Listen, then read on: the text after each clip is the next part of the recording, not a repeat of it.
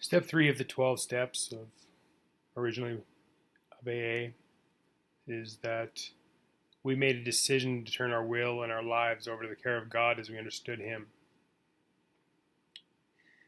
And this is definitely one of the steps where the little details become very important. So this idea of turning our will and our lives over to the care of God.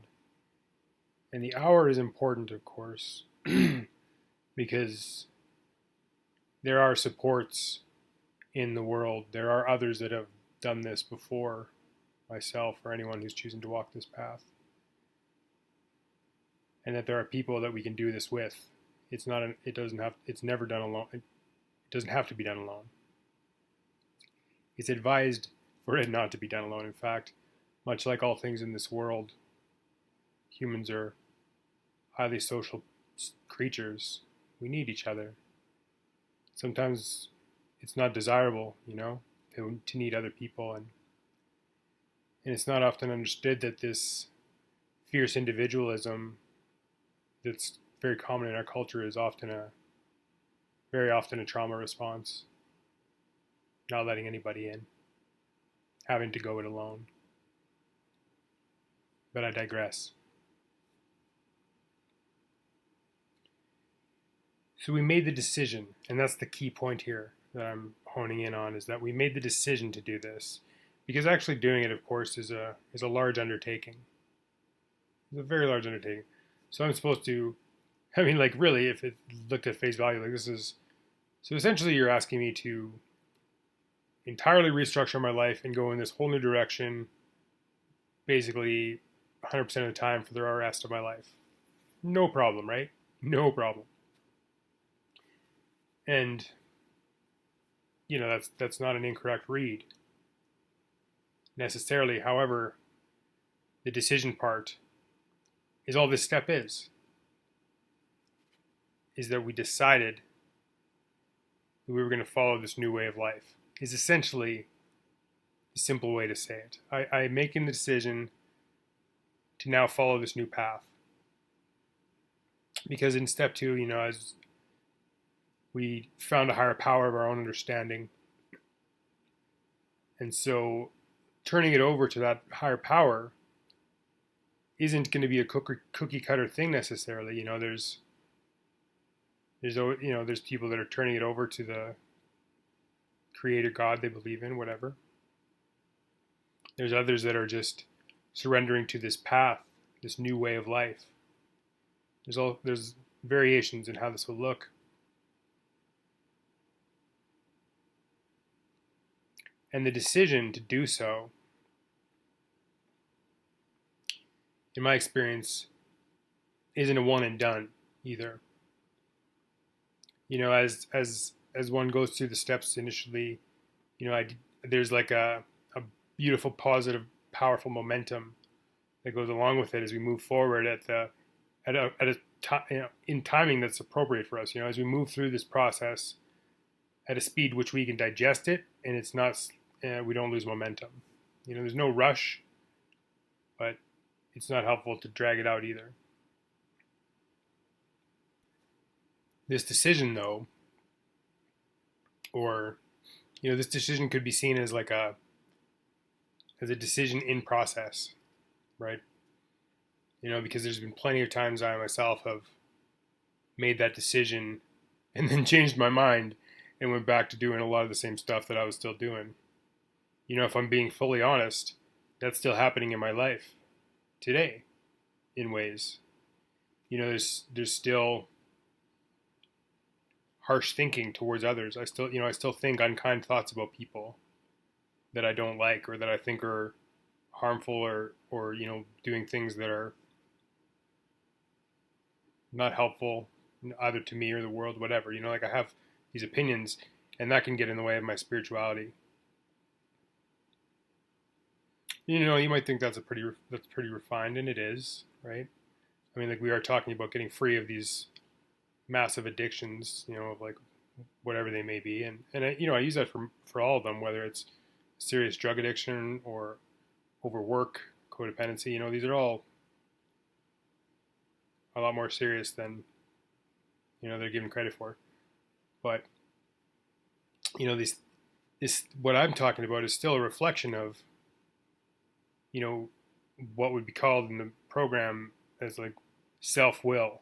Yes, because like that's my human flawed will is one of like, oh, I don't like this person, I think they should do something different, I'm going to try and change them, whether it's through like a snarky email or giving them the cold shoulder or rolling my eyes at them. Like these things are control behaviors, and they're not in line with like what we use the will of my higher power, the not in line with the spiritual path I'm choosing to follow. And it doesn't require perfection of me. It's just an honest truth, like because if I really did fully turn it over, as they say, turn my will and my life over and walk straight down that path, then it would be, it would look pretty radically different, right? So there's always these moments where I surrender, and I do my best. I surrender and I do my best to turning my will and my life over. But like I said, I change my mind. Things come up, and I decide, like, well, actually, I think I can handle this. And sometimes it's even easier at the beginning of this process of recovery because, when I came in to recovery, I was very, very dramatically addicted to, extreme substances. I was using meth all the time and in a really dangerous way, and I couldn't stop. And so I didn't have like a lot of belief in my ability to handle things. Like it was very obvious my life was a real mess. It was very obvious to me at that point. Things were out of control. So I was very ready to turn my will and life over to something new, and I did, and I made that decision, and I kept going with it. And, but then I got more stable and more balanced and more, socially responsible. I'm getting a job, going back to school, getting keys to the yoga studio I teach at, getting keys to the kickboxing, class school that I attend. I have keys to places when people before in life, they like didn't want to let me in their houses anymore. So now I was feeling like, oh, like I can do things, I can handle things, which is true, and that's the true part of the process of recovery is learning to discern, right? Like learning to use good judgment and being able to then be able to trust my own abilities. Like that's the goal. That's part of the goal for sure. Like being able to trust myself again has been a huge part of the process. But also part of it for me was just that like, then I became, like more reliant on myself and, less thinking that I needed my higher power, and, what I've come to learn is that like, I can't really think of a situation in which my higher power's will for me isn't a better choice or outcome than just like my own machinations, my own scheming, my own human frailty, But if I keep my higher power close to me, and that in mind, then I make I'm way more likely to make the right choices. And then just those simple things like I said, like being kind to people, Because like if I think about it, is there ever really a good reason to be unkind? Even if someone's doing like a really unforgivable, unacceptable thing, certainly that needs to be addressed and so forth. But I don't need to be unkind about it. I don't need to be harsh. I don't need to treat them with lack of dignity. Anyways, this is a lot of my personal value system and beliefs, but nonetheless, spirituality is could be seen as the principle of this step, right? So, what does that look like to you? Now, that's the question. What exactly Am I turning my will and my life over to you, you might ask? And that's exactly right. It's exactly up to you. And that's why it's so important to have a power that you have trust in, that is of your understanding, so you can make that decision with as wholeheartedly as possible. Because if we were asking you to turn your will and your life over to someone else's God, maybe a God that represented a bunch of harm that was done to you in your childhood, I'm thinking that's going to be a pretty tough decision to make and stick with. You might make it out of desperation in the beginning, be like, okay, well, nothing else, but then trauma will resurface and it might make it very hard. A lot of people just say that, and I really understand this, that like this decision is made, and then the action of that, what that looks like, is walking through the rest of the 12 steps, actively engaging in the rest of the process. We tell you, don't get caught up in the next step when you're doing, stay within the framework of the step you're on. But that's just that can just be a helpful thing of like knowing the path forward without, like in a general sense, knowing the path forward in a general sense. A question I've heard associated with this step, it's not a very common one, is, am I lovable to God and others?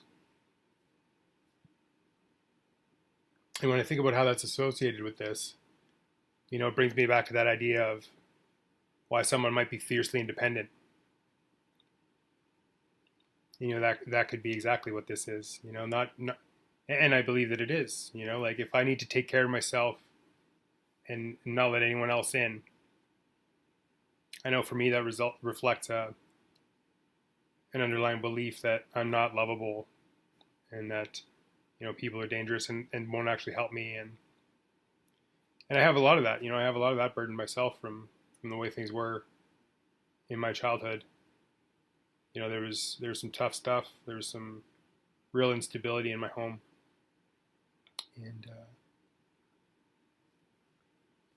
and to me, I found that love was very conditional and unstable, is how it seemed to me.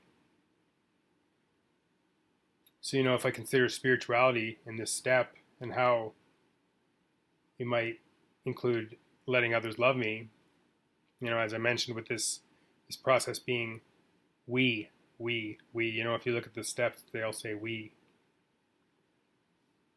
And it becomes really, really clear that a spiritual life, and I believe this is a pretty generalizable statement, is that on any path of spirituality, at least that I understand, and I've even looked at the Satanic Bible a little bit as a youth, and I would even say that like things like that, it stands really, is that connectivity with other humans is part of a spiritual life. Being able to receive and give, to teach and learn, to love and be loved. I think these are very important parts of spirituality and of human life.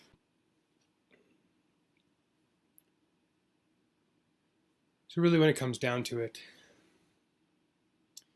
what this step and what the steps are asking of you, of us, is to try a different way. And this is the way. Well, this is our way. There are other ways to change and to heal and to grow and to get free of addictions, absolutely. But in this context, this step really is asking you to just wholeheartedly give this a try, give this path an open-hearted try.